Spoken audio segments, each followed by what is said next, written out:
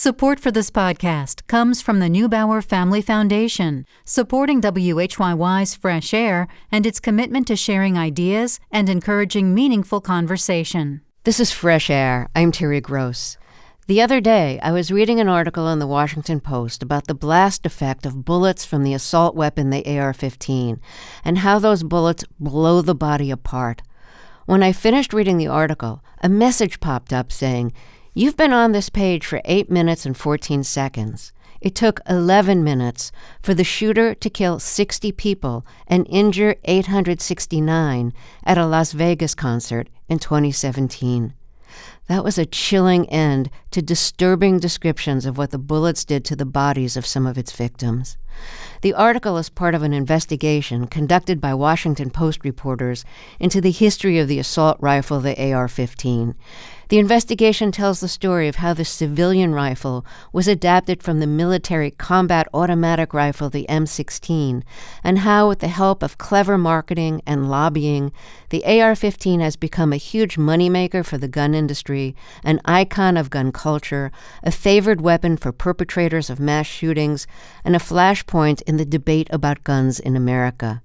My guest, Todd Frankel, is one of the series' reporters. He's an enterprise reporter on the financial desk of the Washington Post. Todd Frankel, welcome to Fresh Air, and congratulations on this series. Well, thank you.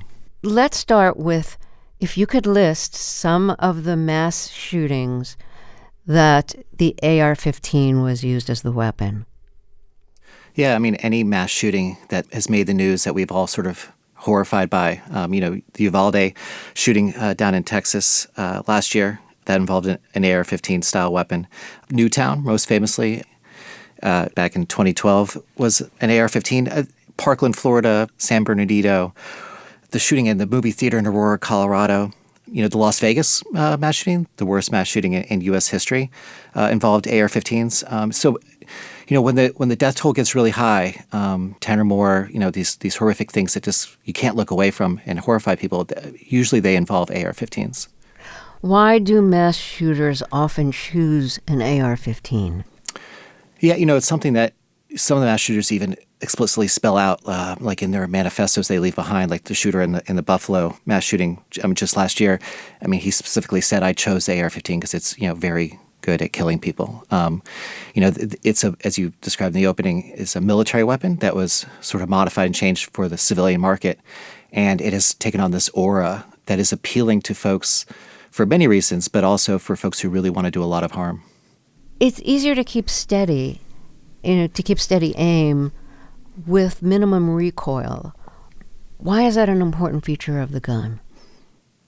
Yeah, that was one of the innovations, and one of the things that made it so appealing to the military at first was it has this gas impingement system, which basically means that it redirects some of the energy from a fire bullet to reload the next bullet. And so if there's less recoil, less kick on it, it's easier to keep aim, right? So instead of the front of the rifle kicking upwards with each bullet, it's easier to keep it on a constant target. So it's more accurate. It doesn't hurt. It's much easier to shoot. One of the things for folks who want to go out and fire 40, 50 rounds at a range, to do that with their big old hunting rifle, they'll bruise their shoulder after 4 or 5 rounds. The AR-15 is sort of famously easy to shoot and doesn't have much kick. It's got a lot of speed. I learned this from the Washington Post. The speed of the bullet would cross 6 football fields in 1 second.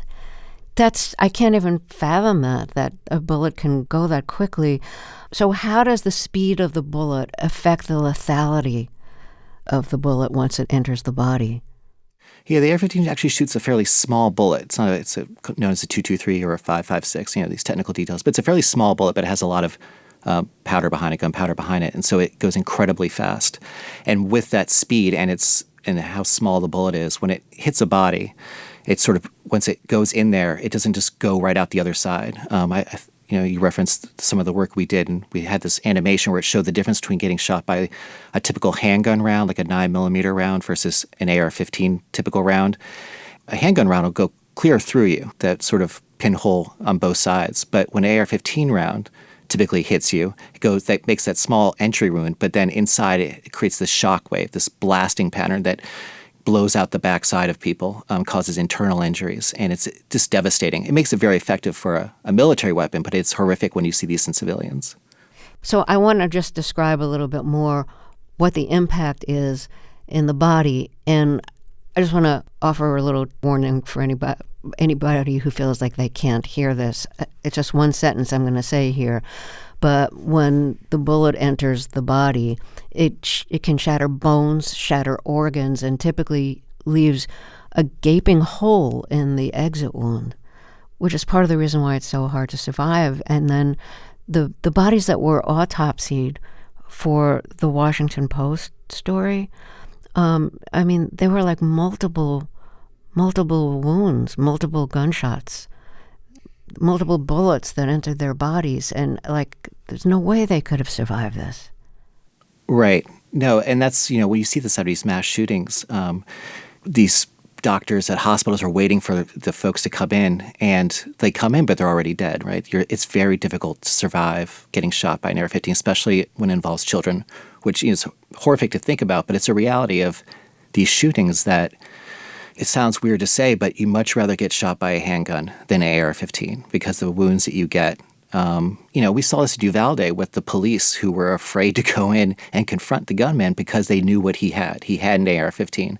And that's not like confronting a guy who has a handgun, because the damage from an AR-15 round is devastating. It's unbelievable. So the AR-15 is the semi-automatic version of the combat rifle, the M16, which was an automatic weapon. The M16 was standard issue rifle in Vietnam.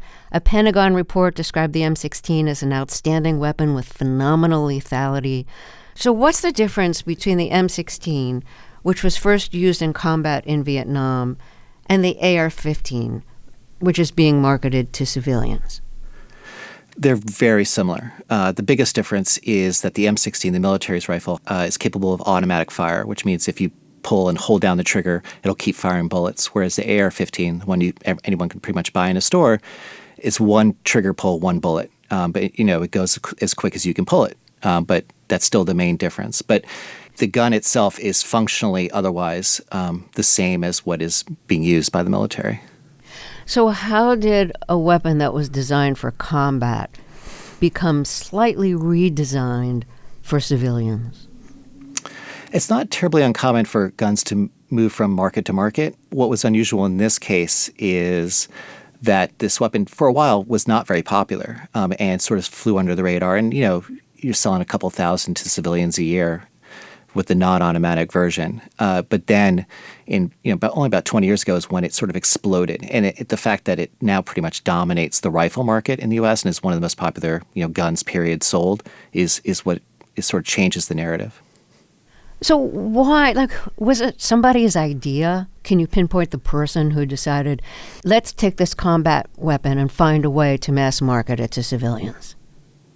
It was a gradual thing. No, I don't think there's one person, but it was sort of interesting, right? And I think this was eye-opening to us as we reported this for the Washington Post, is that the gun industry itself had huge doubts about this gun. They didn't welcome it at its trade shows. We spoke to AR-15 manufacturers who talk about the hostility that they face from other gun manufacturers. What are you doing with this weapon that they thought was maybe for law enforcement, maybe for the military, but they didn't see it as having a role in the civilian gun market, which was pretty much like handguns and hunting rifles, traditional hunting rifles. If you think about, a grandfather's hunting rifle or the one you might see hanging in the back of a pickup truck. But when the assault weapons ban, the U.S. federal assault weapons ban expired in 2004, no major gun manufacturer actually made an AR-15. And it was a couple years later that Smith & Wesson, which I think was sort of a pivotal moment when they decided, you know what, for the first time in our long history, going back to the 1850s, we're going to make not only a rifle, we're going to make the AR-15. Was that controversial within the gun industry? It was. Again, there was this hostility towards the weapon itself, this sort of military gun, what do ordinary gun owners need with this? But the gun industry itself was suffering several years of flat sales, right? Guns, there's no planned obsolescence with a gun. They last for decades. You can hand them down for generations. And so at some point, you've sold pretty much every hunting rifle and handgun that folks can buy, and they're looking for something new. And Smith & Wesson did this market study looking for new markets to tap into, and they found that there was some interest in this, what they call the tactical rifle market, which was the AR-15. So, the series mentions a man named Harry Falber, who ended up being the head of licensing at Smith & Wesson. And he came from the ad world. He had been an ad man in big companies. And when he came to Smith & Wesson, he wanted to test out what kind of advertising seemed to work best for Smith & Wesson. So he took out 2 ads in Guns and Ammo, one a kind of more traditional gun ad and one a gun ad for the AR-15, and basically tried to figure out which consumers responded better to. Can you describe those ads? Yeah, I mean, Harry was a traditional, he describes himself as like from the Mad Men era of advertising. He'd worked for many, Hallmark, Volvo. He'd worked on these very mainstream brand campaigns. And so when he got to Smith & Wesson, they were trying to figure out how to market this AR-15 and also to sell their guns in general. And so he did this study where they placed 2 ads in Guns and Ammo magazine. And they were very different in tone, and it sort of illustrates the change in marketing that would come with the AR-15 throughout the industry. And one shows 2 pistols side by side, and the big headline, the tagline is "Fine-tuned machines." The other ad showed a police SWAT team officer. I mean, he's wearing dark gloves and a tactical helmet. I mean, he's pointing the AR-15 at some unseen target just out of the frame there, and underneath the big words say "The Chosen One." So 2 things in that version of the ad. The chosen one is a kind of like making the gun into like this heroic figure. And also by advertising, like you could be like this SWAT team officer who's seeing the action. You could have the same kind of thing just as a civilian, not having to join the police even. Yeah, no, and that was that sort of darker edge of marketing that at the time was still sort of unwelcomed or sort of challenged in the industry. But now that's pretty much just how guns are advertised. It's this sort of darker, sort of more aggressive. There's a threat out there and you need to confront it. Just like the police do. You can be just like them. And that's mainstream firearms marketing today. And to Harry, the testing, with consumers about how they reacted, they actually found that the fine-tuned machines, the more tame approach, was more popular with consumers. But there was something about this other one that really appealed to Smith & Wesson executives, Harry was telling us. And so they actually went in that direction. It was not just choosing the chosen one for that one particular ad, but it was this tenor of advertising and marketing the gun that was different than how they had marketed guns previously. And it's dark, it's sort of threatening. There's this idea that, the appeal is that tactical SWAT teams use it and the military uses it, not that you can go out hunting turkeys on the weekend with it. And one of the reasons I think why he spoke out is in 2012, after he decided to leave Smith & Wesson because he didn't like the idea of these assault weapons, just a couple of months later was the Sandy Hook massacre in the elementary school, and he lived just like 20 miles away from Sandy Hook. Yeah, he was horrified by that, and his wife worked in education, and I think he was just horrified by the idea that he had played any role in popularizing that gun. Well, other companies picked up on this tactical weapon approach to advertising the AR-15. Bushmaster had this tagline, "Consider your man card reissued." So advertising it totally like on the idea of like masculinity. Yeah, and that was a hugely controversial ad, especially in light of the Newtown mass shooting at the Sandy Hook Elementary. The smaller gun companies, Bushmaster is smaller than Smith & Wesson, take even further, right? They take this idea that there's this edginess, this darkness to the gun, and really using it to push the limits of what, once was acceptable. Now it's sort of mainstream. Now it's, Daniel Defense, which made the weapon that was used in the Valdi shooting, runs lots of ads with military folks looking like they're in the U.S. military holding the gun and use what they use. This whole idea of blending or blurring the line between what is civilian and what is military. And that's huge. That's caught on, and that's really driving the market now. So once these ads were out, advertising that you could have this kind of tactical weapon, it would like assure your masculinity. How did it affect gun sales? Well, gun sales were sort of tepid at first to start. So you had the assault weapons ban that expires in 2004, and suddenly what was pretty much illegal is now legal. And the gun companies at first are sort of slow to get into it. And that's remarkable. I mean, Smith & Wesson starts to make it. Ruger starts to make the AR-15. Mossberg, which was best known for shotguns, gets into it. Almost every major gun manufacturer got into AR-15s because the sales were great. And one thing that we found that was sort of stunning is that much more so than any other handgun or hunting rifle, sales of the AR-15 were driven by sort of these societal or political events. Barack Obama's election in 2008, his re-election in 2012, civil unrest. The sales of AR-15s are so driven by these sort of outside events. You know, folks are reacting. Fear drives a lot of these sales, I think, in the end. Yeah, I was surprised to read that after mass shootings, the sales of the AR-15 go up. Yeah, and that's because it's the center of the gun conversation, the gun control conversation, where folks say, well, what are we going to do about how are we going to address these mass shootings? And someone will say, well, we should have banned these assault weapons. And so that drives everyone scared on the other side who runs out and gun rights groups let's buy an that assault up. weapon before it's too late, before it's banned. Right. Yeah, it's going to be taken. You know, they're coming for your assault weapons, AR-15, and come and take it. You know, that sort of attitude is on there too. And so, yeah, sales react to that, and folks are just strip gun shops clean of these guns. You know, we talked a little bit about the ad campaigns for the AR-15. There was also some pretty clever marketing behind them, and one of the facets of that is working with video game manufacturers. So what was that relationship like? How did gun manufacturers get their guns into video games as a way of making people want those guns?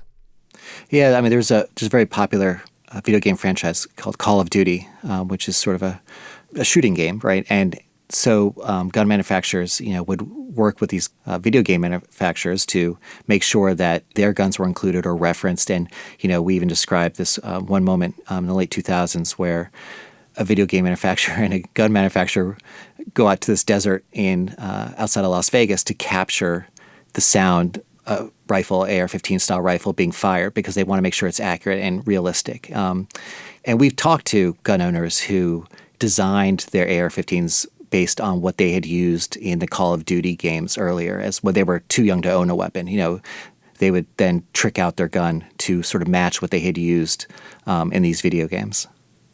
In terms of marketing and sales, another way the gun industry has made profits on AR-15s is through tactical accessories for the guns. What are these accessories, and how are they marketed?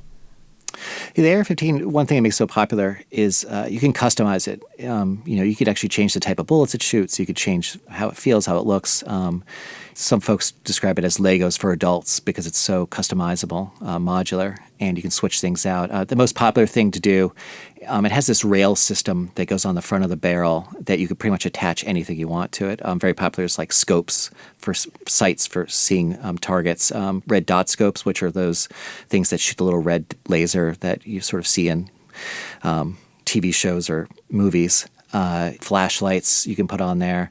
There's a very popular meme in the gun world of having AR-15 with a chainsaw on the front of it just to prove how over the top you can go with this. But you can switch out all the different parts on AR-15 and sort of make your own gun, and it sort of fed this a way of sort of tricking it out, just like you would trick out a car, perhaps, a hot rod. And you could also put stickers on it, right? So you can show your political allegiances or slogans on there as well. It becomes a sort of expression of their personal identity. Are there other things that caused sales of the AR-15 to take off? You know, we've talked a little bit about the marketing, about licensing deals with, between the gun industry and video game makers, how gun sales increase after mass shootings and after Democrats are elected to the White House because of this fear, there's going to be an assault weapons ban, I better buy mine now.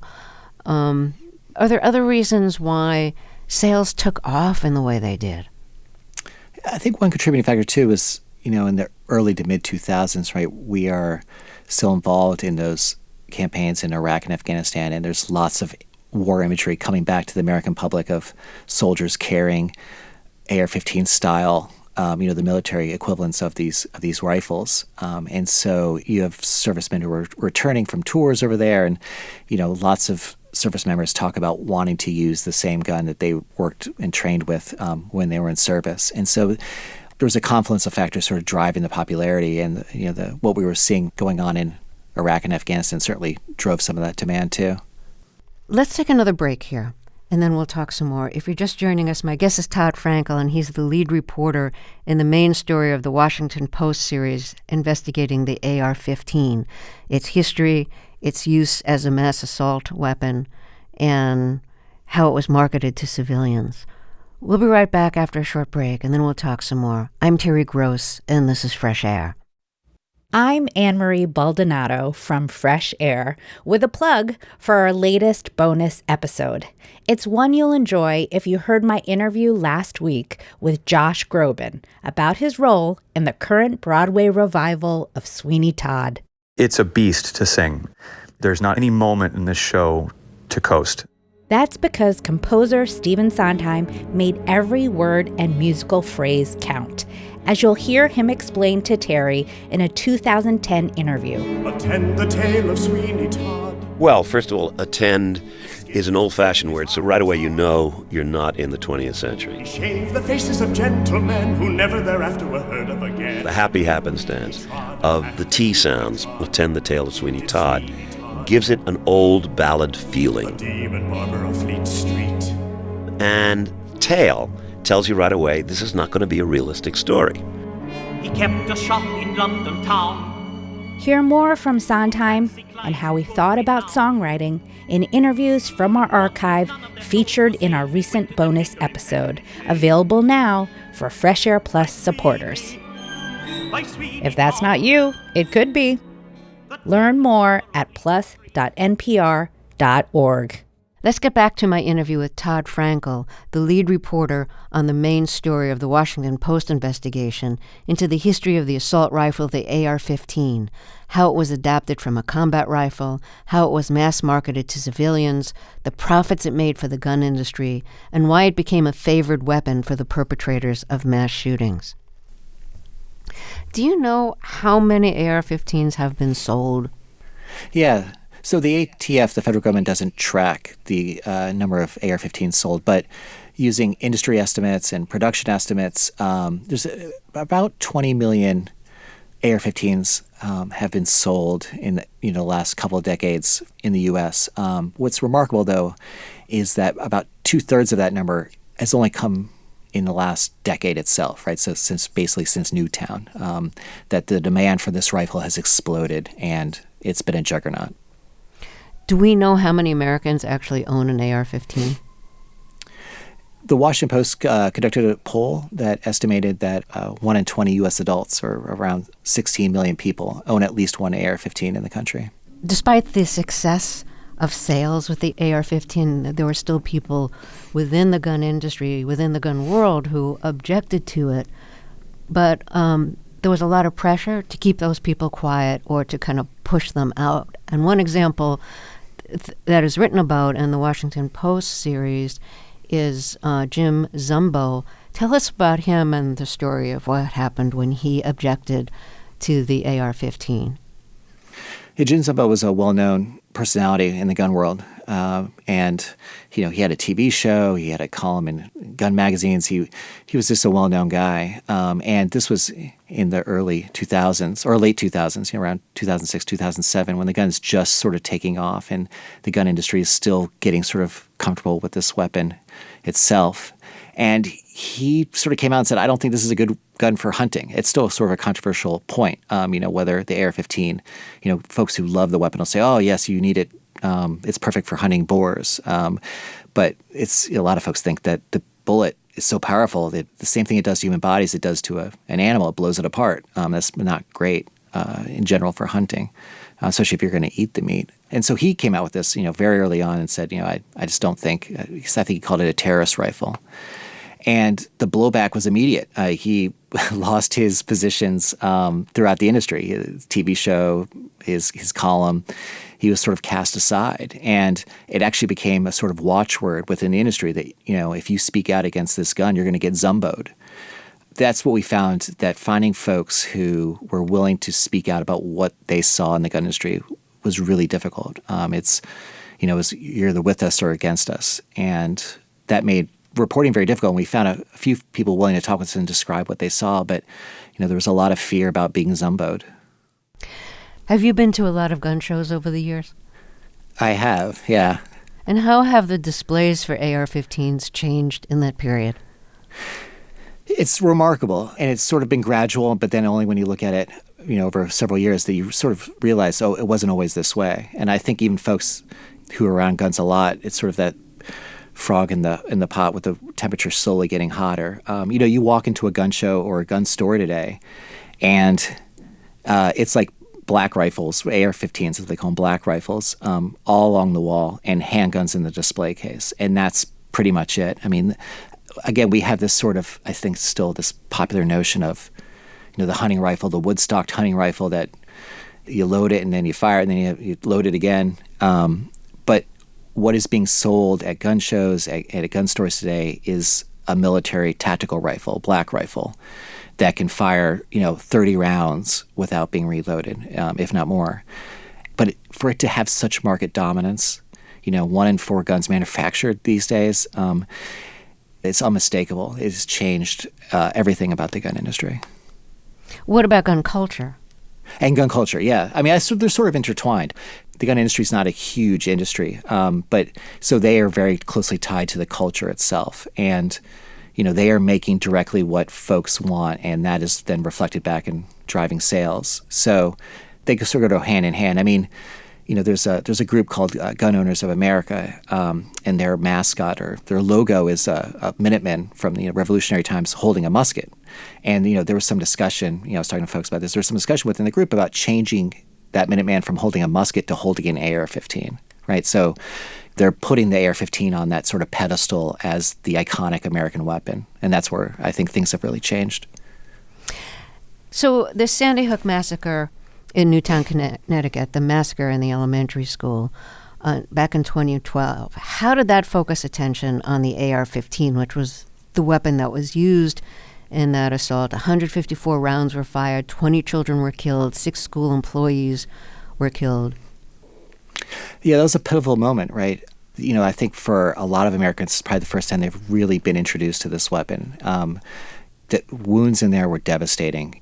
Kids, just frankly torn apart by what happened in those classrooms, and folks were horrified. There was this President Obama, I think folks remember some of the speeches he gave immediately after, and then there was that tense standoff with the NRA about, what are we going to do? And that's when they came up. Wayne LaPierre, their head, came up with that line of, the only thing that stops a bad guy with a gun is a good guy with a gun. And there was that whole discussion about arming folks in schools, and there was that push to then resurrect the assault weapons ban. And what are we going to do? And that was the talk, and that failed. Even some Democrats have voted against that. And from there, that drove sales too, right? So that happened. The Sandy Hook shooting happened in December of 2012, and an all-time record for FBI background gun sale checks was in that month, as folks ran into gun stores and bought anything they had, but especially bought their AR-15s, believing that a ban was just around the corner. And when the political will behind that sort of faded and failed, I think it emboldened the gun industry then to say, all right, this gun's here to stay. And it became this increasingly a sort of culture icon, right? So it sort of figured where you stood on things is, do you support folks owning this sort of weapon? There were some large stores, including some chains, that stopped carrying AR-15s, stopped selling them after Sandy Hook. And the sales increased. There's still a lot of disillusionment about the weapon. How did the NRA and the gun industry push back against that? Yeah, no, I mean, the gun industry, and they're led by the NRA, sort of fighting a lot of its political battles, was very worried and really did believe that perhaps some sort of ban was going to be possible. I mean, we've unfortunately become sort of inured to these mass shootings because they just keep happening at such frequency. It's alarming, but Sandy Hook still happened, in this moment where it was beyond the pale, right? It was just hard to imagine. And so there was a lot of push. Dick's Sporting Goods sort of famously decided to stop selling the AR-15, although they would backtrack because they would sell it at a subsidiary store called Field & Stream for a little while. And then after the Parkland school shooting, they decided to get rid of AR-15s entirely. But the NRA went to some of these stores, like Cabela's, so these big outfitters, and said, had to reassure them that, like, yes, you might face pressure, but listen, you have to understand your customer. And that's where it becomes this cultural flashpoint, where your customers, meaning gun owners, want you to keep selling this, and you don't want to give in to the other side. So, you're going to have to just weather this. And a lot of them held on and sort of kept selling it. I mean, I find it interesting that Walmart doesn't sell the AR-15 anymore. They stopped in 2015. The biggest retailer in the U.S. doesn't sell this sort of iconic American weapon. They stopped. They claim because of demand. They just wasn't there. But retailers, they don't want to be selling the weapon that's used in school shootings. But they also don't want to upset the side that believes that the AR-15 is just as good as any other gun, is important to our constitutional rights. Didn't the NRA also tell some of the larger stores, you might be boycotted if you stop carrying this weapon? Right, yeah. So that's that whole cultural flashpoint where you got to choose sides. Are you with us or are you against us, right? And, for a store that sells outdoor gear and guns is a nice sideline, mostly it's hunting rifles perhaps, but the AR-15 is also in there, they had a tough decision to make. Do we upset our customers, or do we say, what, we don't want to be part of this anymore? And that's what, when Dick's Sporting Goods made its decision to stop selling the AR-15, they faced a ton of blowback and a lot of criticism, and they weathered it, right? I think it sort of shows that it's not a fatal blow for a company, but the stakes are so high, and it's over this one gun. Let me reintroduce you again. If you're just joining us, my guest is Todd Frankel, the lead reporter of the main story in the Washington Post series about the history of the AR-15, the assault rifle. We'll be right back after a break. This is Fresh Air. How did gun rights become a top issue for Republicans, with often a focus on AR-15s? Especially after the Newtown shooting, and you had this sort of standoff between President Obama and the NRA. It was, again, that sort of, are you with us or against us sort of focus. And it became a political symbol, right? The NRA and Republicans saw that this was something that a lot of Democrats hated. They hated this gun. They hated the look of it. They hated what it had done. And they could campaign and fundraise and it was a cultural wedge issue. It was very a potent one too, right? I mean, it was pretty dependable, a pretty good predictor of how folks, what political affiliation they had, was how they viewed the AR-15, because it had been just filled up with so much cultural significance that you could reliably tell how someone would vote based on their attitude towards this one gun. So the Washington Post series describes the AR-15 as having become a political symbol in campaigns. How has it been used that way? Yeah, it's just think about those, we see this pop up in the news, those holiday cards from certainly only Republican officials of holding, their whole family holding AR-15, even the teenage kids, maybe even younger, holding AR-15s. To the TV political ads where folks are firing AR-15s. They might used to, maybe a generation ago, fire a hunting rifle to show that they understood that sort of thing. But now it is an AR-15 that carries much more political weight. We had the handful of Republican congressmen and women who wore little AR-15 pins, right, silver pins on their lapels on Capitol Hill to sort of show their allegiance, their support for gun rights. The AR-15 is very much this sort of signifier of your politics, and has such a distinct outline of the gun, the sort of clip coming down, the ammunition clip coming down, and the long nose and the buttstock on it, that it's instantly recognizable. And so you put it on a bumper sticker, you put it on a T-shirt, and you put a slogan with it, like "Come and take it," and it's a great political signifier. I want you to tell the story of CJ Grisham and his use of the AR-15 in a political and an identity way. CJ Grisham was out for a walk with his son in rural Texas, and this is in 2013. And he has an AR-15 with him, and he's just walking down the side of this like dirt road, gravel road, And when he's stopped by the police officer, and the police officer says, well, why do you have this? And Grisham's answer is, because I can. And there's a slight scuffle. It's not a big deal. But he ends up later getting convicted of misdemeanor police interference. It seems like it's one of those things that could have gone away, except there was dash cam video of it. And so Grisham's the one who gets convicted. Yeah. And so he is just sort of outraged by the way he was treated. I mean, he's not doing anything. He's just carrying this gun. We have to imagine this is a decade ago, before open carry and these sort of wearing it to public protests is almost a common thing. So when he did it, it was sort of still like, whoa, what's going on? But he founds this group in Texas called Open Carry Texas, advocating for carrying weapons in public. And it sort of just takes off, this idea that, and folks they'd start doing these like pop-up demonstrations in Texas especially, and they would carry their hunting rifles, their shotguns, but also their AR-15s, and just go into stores. They would go into Chipotle's and Home Depots and just open carry. And it was one of those things that was sort of interesting because this is, again, a decade ago. The Newtown mass shooting had only happened a year before, and the NRA actually criticized this. They thought it was a little weird. Actually, they called it downright weird that he was doing this. But then their membership got so upset with them that they backed off and said, all right, no, we understand what he's doing. And now that idea, that movement of open carry, that you should be able to carry your AR-15 strapped across your chest or somehow not hide it when you're out in public, it's pretty commonplace. I mean, again, we've seen these, especially during the COVID lockdown protests at state capitals and stuff, folks who were carrying these big military-looking assault rifles on their chests. And it sends a message, and it's sort of changed the tenor of different debates, I think. The Second Amendment, as interpreted by gun activists and the gun manufacturers, the gun lobby, the Second Amendment is seen as upholding your right to carry any kind of gun. But no matter how you interpret the Second Amendment, it doesn't literally say anything about ammunition, about the bullets. So there's been proposals to limit high-capacity magazines, because that would limit the number of rounds somebody could fire off without having to reload. And if they had to reload, might give an opportunity for somebody to tackle the mass shooter. Do you think that if there was like a standalone high-capacity magazine ban that was passed federally, do you think that would hold up in the Supreme Court?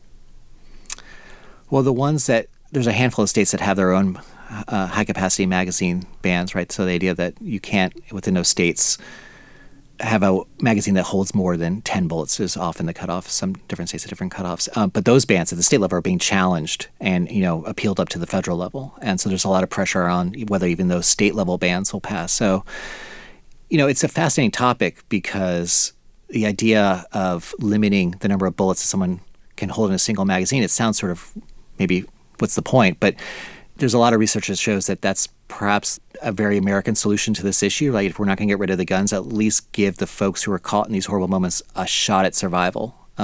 This happened in Newtown, where the gunman had to reload, and when he reloaded, and even though you could be very quick with reloading, even those few precious seconds, they call it a critical pause. Some kids escaped. They ran out of the classroom. And the idea that if you interject and require some sort of forced pause in the shooting, that it'll at least limit the carnage. It won't avoid it all, because we're going to still have these guns, but at least with a ban on the size of the magazine, they at least give folks a shot at survival. Do you have children in school? I do. Do you worry about them? Do you worry about all the school shootings? And, everybody says, I never thought it would happen in my child's school. Yeah, no, of course. Yeah, no, it's... that's the worst. In the Post newsroom, we have so many reporters, and we cover all these mass shootings and these school shootings. And some of these reporters who've covered multiple mass shootings, I've covered a couple myself and directly, and it's gut-wrenching, and it makes you, every parent. So you interview the parents, and it's just remarkable talking to them afterwards about just how do they go on, and you would imagine that the country would do everything in its power to stop this. And again, you can have totally different opinions about how you feel about guns overall, but you would think everyone should be rowing in the same direction of making this almost impossible to happen again. And then you see interviews with like that politician in Tennessee who said after the national thing, he seemed sort of resigned that this thing was just going to keep happening. There was no, what are you going to do? And I hope most people feel like that's an inadequate answer. That's not enough. Well, Todd Frankel, thank you so much for talking with us. Thank you for your reporting for the series in the Washington Post. Oh, thank you, Terry.